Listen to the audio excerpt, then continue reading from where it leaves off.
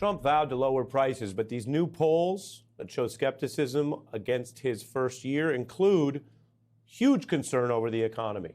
Trump's advice has been buy fewer dolls. You don't need 37 dolls for your daughter. 2 or 3 is nice. We may have short-term a little pain, and people understand that. Maybe the children will have 2 dolls instead of 30 dolls, you know? And maybe the 2 dolls will cost a couple of bucks more than they would normally. Many say this is let them eat cake territory. Voters heard a Trump official tell everyone, just try $3 meals. We've run over 1,000 simulations. It can cost around $3 a meal for a piece of chicken, a piece of broccoli, corn tortilla, and one other thing. And so there is a way to do this that actually will save the average American consumer money. The whole thing is drawing widespread ridicule. Nobody really thinks the stuff you see on your screen is a full meal for $3. And critics say Trump's gone full Jimmy Carter, a Democrat who memorably and infamously told people who couldn't afford their heating bills, well, try a cardigan like the one he wore in a now infamous address to the nation. Turning to a different lens on the great uprising across America, this is a bit different than what you're hearing in Washington or even from a lot of Democratic Trump critics, because millions of voters are coming together. And it's not just against the overreach of the Trump administration, which we covered earlier tonight, but this record-breaking high, 45% of Americans identify as independents. You can see that surge on the gray line up there. It is more popular by a lot to say you're an independent, to look for an independent approach to politics right now than either party. And a famous independent, Minnesota's Governor Jesse Ventura, who actually won without either major party, has been speaking out. Freedom is not arresting people without warrants. We have a system here. It's called a Constitution. And we have a party, the Republicans, who don't seem to want to abide by the Constitution. A strong attack from a credible source, not someone who's just against Republicans for political reason, but calling out that constitutional problem. Now, if you dig into the surveys, right now a lot of independents are leaning more left or Democratic than Republican. And that has helped the Democrats get an edge for the first time in years, which could help them in the midterms. But remember, our system cuts out a lot of the independent energy. There's actually only 2 major independent lawmakers from New England, King and Sanders. You probably know about them. And they've been on the same page against MAGA. The people who are cheering this on, I fear, in a reasonably short period of time, are going to say, where did this go? How did this happen? How did we make our president into a monarch? President Trump, we don't want you or any other king to rule us. This is a constitutional crisis. It's the most serious assault on our Constitution in the history of this country.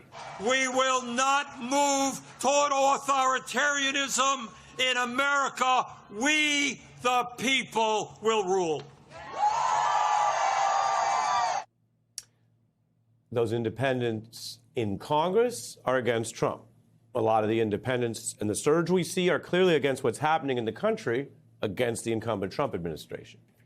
The big exception here to anyone thinking, oh, well, that's more anti-Trump energy is they have an option to go to the Democrats. They're not doing that. So we are witnessing something larger, either because both parties have been discredited or perhaps a problem in the Democrats just trying to catch the anti-Trump energy rather than offering something to these disaffected voters that might make them Democrats again. We want to go to a special guest on this. Linda Killian is a historian and the author of the book, The Swing Vote, The Untapped Power of Independence. Welcome. Happy Friday. How are you? Fine. Thank you for having me. Absolutely. This is kind of your thing. And here we have data suggesting more independence than ever, which is clearly dissatisfaction with Trump. I mentioned that. But also not running to the alternative in the formal 2-party system. Explain. That's exactly right. What's driving this is high dissatisfaction with both parties. Independents haven't felt the parties are listening to them, don't care about the things they care about for a long time, and they don't feel well represented by the political system. They believe incompetence and corruption are present in both parties, that the political system is run by the super rich and the game is rigged. Young people especially feel this way. And the Gallup poll showed that now, even more than ever, they're identifying as independents. Older voters have become used to the two-party system, but younger voters who have so much choice in every other area of their lives are not as wedded to just being two parties. They would like more legitimate choices. But as you mentioned, the system is rigged against independent candidates who don't have the same opportunities for ballot access, fundraising, campaign organization. Independents see Trump messing around in foreign entanglements, talking about taking over Greenland, which 3/4 of all Americans oppose, imposing tariffs, which have only raised prices, arresting their friends, neighbors, employees, invading cities, and they don't like it. They want to know what political leaders, both Democrats and Republicans, are going to do about their cost of living and health care, things that affect their lives. And you mentioned the shift in age, voters under 30, majority saying no thanks to both parties. They're online more, and I want to show some of what we're hearing on TikTok from a range of ages, but people sort of voicing this same thing we're seeing in the data. Take a look. I'm a registered independent. I've been an independent since I was able to vote, but this January I finally registered as a Democrat. Where is the third party pushing in local elections? I think I'm independent. I don't want to be a part of neither one. If you want to be taken seriously, you've got to build something. What is your political party? Independent. I was brought up conservative and Republican. Typically vote much more Democratic than I vote Republican. I used to vote primarily Republican. Linda, how do we make sense of this obvious mismatch? If you're watching the news and you're covering Congress, you're covering the two-party system, and it's relevant because they're in charge, both parties, depending on the time period. But when 45% of the country says, no, I don't want to pick among those two, and yet the discourse, and I would admit, including here on the news sometimes, is those two debating. So one side says, oh, you're too woke, we hate that. And the other side says, you're bigoted. And that's sort of this loop. And maybe 45% of the country is going, we got other things to talk about as well. Well, the system, the ball is in the Democrats' court, is what I would say, because the system is very difficult for independent candidates, and independent voters only have to choose mostly between Republicans and Democrats.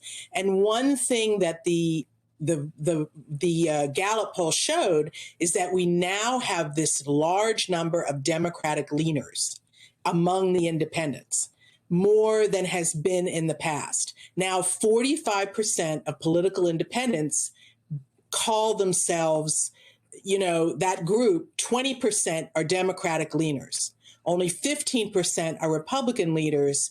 10% are the true swing voters.